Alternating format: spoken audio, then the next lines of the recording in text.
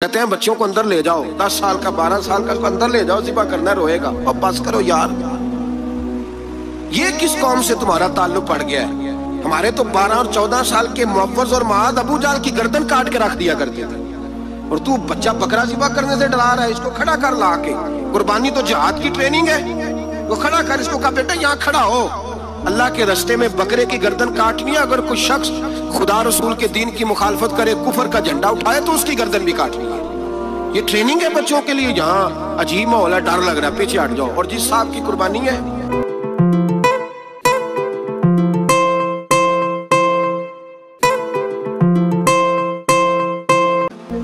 वो भी कोई 1.5 किलोमीटर के फासले पे खड़े हैं, दूर खड़े होकर देख रहे हैं।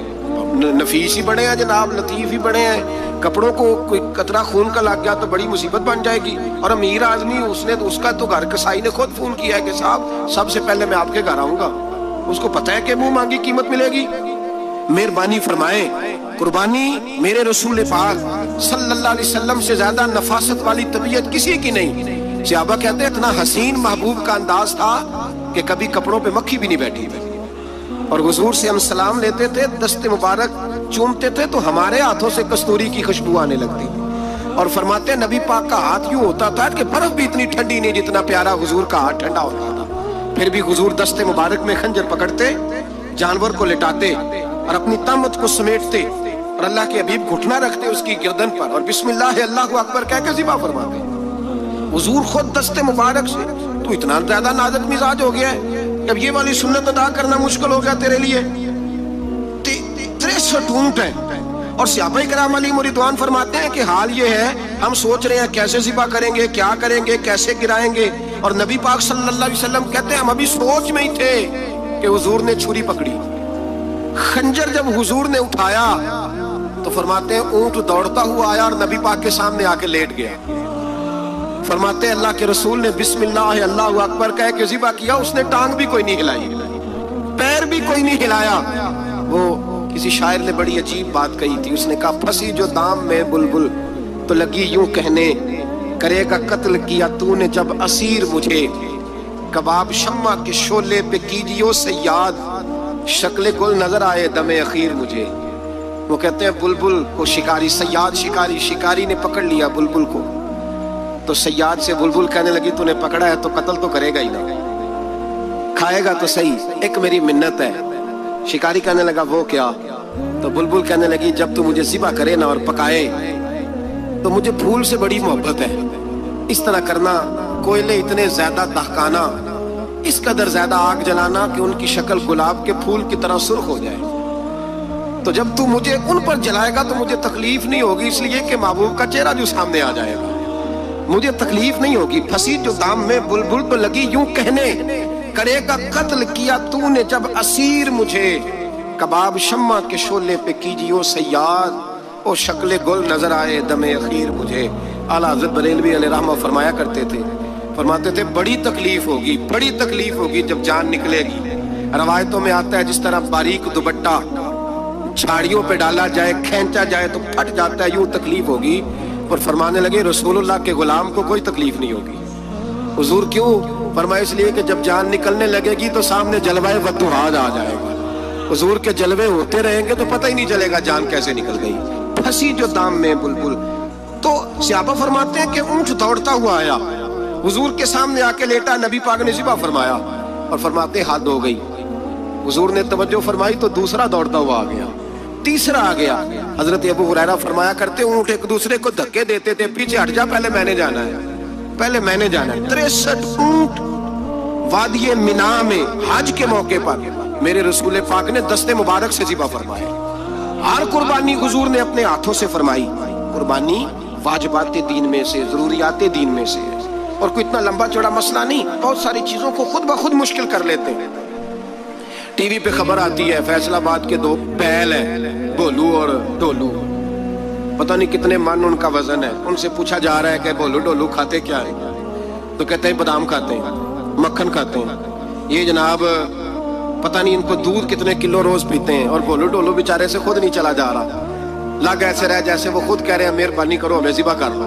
अब तो उठा बैठा भी नहीं जा रहा। ओ खुदा के बंदो, दीन की असल हकीकत को समझो। یہ تو حضور نے فرمایا خوبصورت جانور لاؤ، یہ کس حدیث میں آیا ہے کہ اسے بادام کھلاؤ؟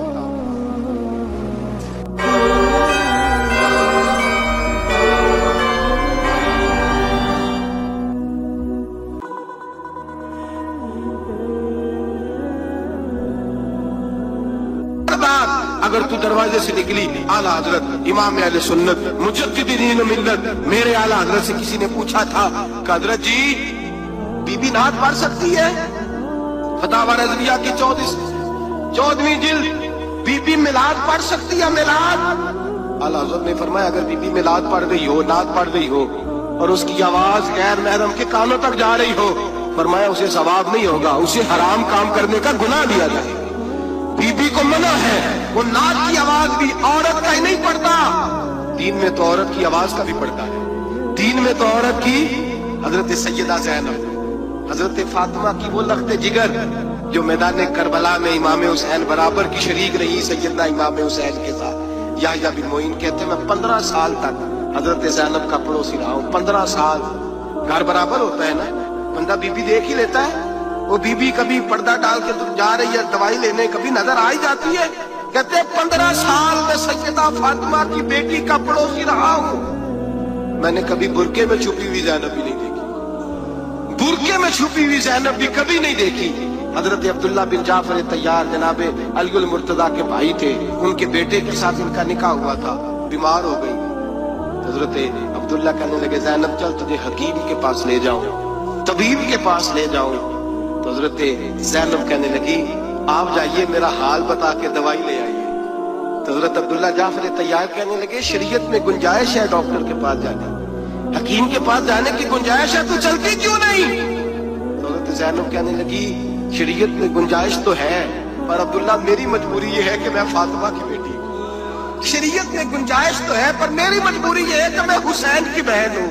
شریعت میں گنجائش ہے پر میں حسن کی بہن ہوں۔ شریعت میں بڑی گنجائش ہے پر لوگ مجھے محمد عربی کی نواسی کہتے ہیں۔ گنجائش تو ہے پر میں نہیں نہ نکل سکتی، اس لیے کہ جتنا کوئی اپنے آپ کو دین کے قریب جانتا ہے اتنا اس کے پیروں میں شریعت کی زنجیریں زیادہ ہوتی ہیں۔ تو جناب سیدنا عبداللہ کہنے لگے اگر تو پردہ کر گئی، اگر تو چلی گئی، فرمانے لگے یہ تو اللہ کی مشیت ہے، تو دوائی لا دے تاکہ میں کھا لوں، اور اگر میں چلی گئی تو میں اپنی ماں سے جا کے کہوں گی کہ اماں ساری تکلیفیں میں نے چھاتی پہ برداشت کی ہیں پر میں نے تیرے پردے پر آنچ نہیں آنے دی۔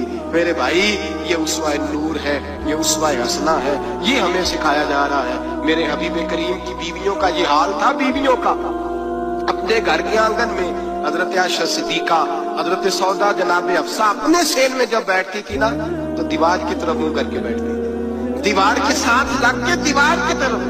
بیبیاں اپنے گھر کے اندر بھی دیوار کی جانب منہ کر کے بیٹھتی تھی۔ لوگ پوچھتی، بیبیاں پوچھتی کہ اپنے گھر میں بھی دیوار کو منہ کرنے کا مطلب؟ کہتی ہو سکتا ہے کہ چھت پہ چڑھے اچانک نظر پڑے تو ہم چاہتی ہیں پھر بھی ہمارا چہرہ نظر نہ آئے اسے، پھر بھی ہمارا چہرہ نظر، ہم اپنے گھر کے اندر بھی پابند رہتی ہیں کہ ہمارے چہرے نظر نہ آئے۔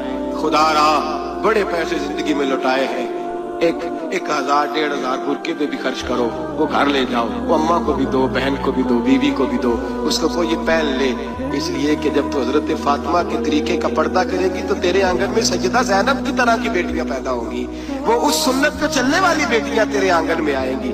خدا را میرے بھائی آج یہ نیت کرو، یہ ارادہ کرو اور اپنے گھروں کو پردے کا پابند بناؤ۔ اگر ایک بیٹی پردہ دار ہو گئی تو کئی خاندان پردہ دار ہو جائیں گے، اگر ایک بیٹی پردہ دار ہو گئی تو کئی گھرانے سنوریں گے، کئی جگہ پہ نور پھیلے گا۔ اے عرش کے مالک، اے میرے محبوب کے خدا، تجھے واسطہ ہے میرے محبوب کی بیویوں کا اور تجھے صدقہ حضور کی شہزادیوں کا۔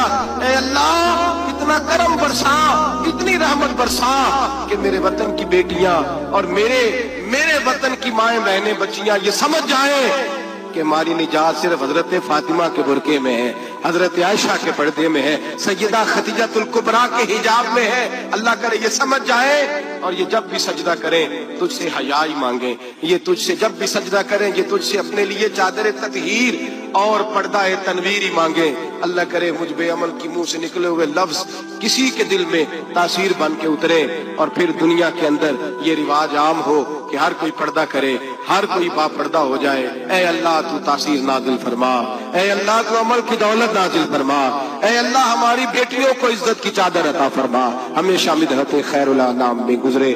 دعا ہے یہ عمر درود و سلام میں گزرے. آخر